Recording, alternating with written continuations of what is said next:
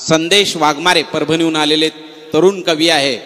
मी त्यांना विनंती करतो की आपली सुंदर रचना या ठिकाणी छोटी रचना ठेवावी. संदेश वाघमारे परभणीहून आलेला हा कवी आहे. धन्यवाद सर. आज भारत स्वातंत्र्य होऊन 75 वर्ष उलटली, परंतु या देशामध्ये महिलांवरील अन्याय अत्याचार थांबत नाहीत सर. ही फार मोठी शोकांकित आहे आणि हाच आशय सांगणारी एक रचना आपल्यासमोर ठेवतो.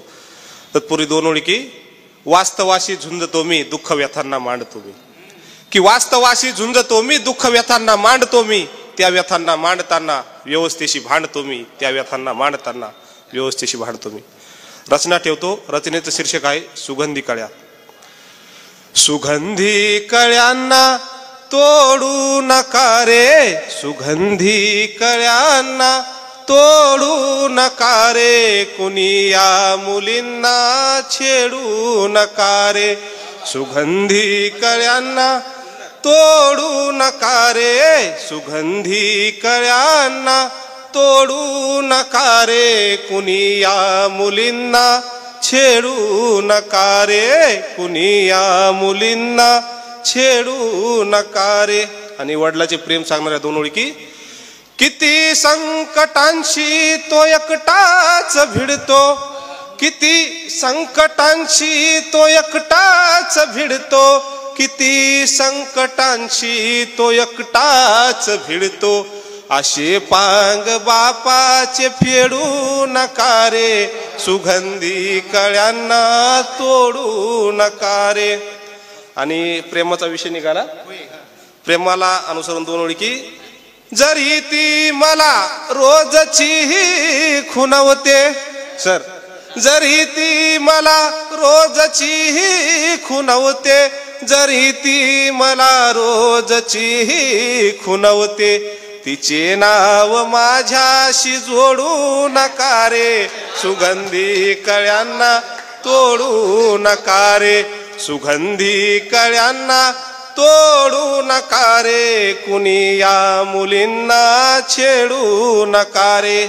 आणि पुढे जायचे तर मनी एक ठेवा, की पुढे जायचे तर मनी एक ठेवा, पुढे जायचे तर मनी एक ठेवा, कुणी पाय दुसऱ्याचे ओढू नका रे, सुगंधी कळ्यांना तोडू नका रे, सुगंधी कळ्यांना तोडू नका रे, कुणी या मुलींना छेडू नका रे.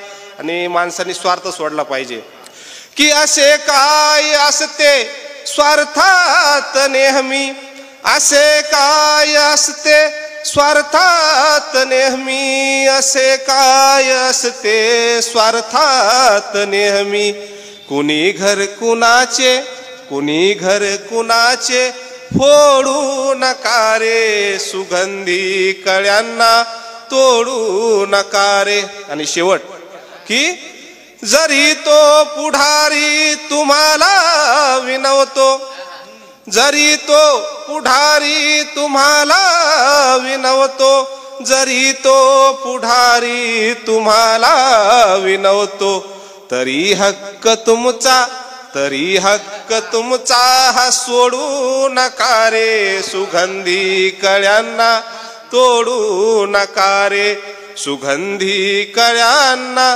तोडू नका रे, कुणी या मुलींना छेडू नका रे, कुणी या मुलींना छेडू नका रे, कुणी या मुलींना छेडू नका रे. धन्यवाद. वा वा वा वा वा, जोरदार टाळ्या झाल्या पाहिजे संदेशसाठी.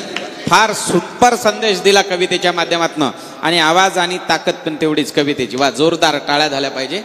अभिनंदन. वा वा वा वा. नवीन संदेश राहायला इथंच आहे आता परळीत. वा वा, छान. वा, फार आनंद वाटला आजच्या संमेलनामध्ये संदेशची सुंदर रचना ऐकल्यानंतर.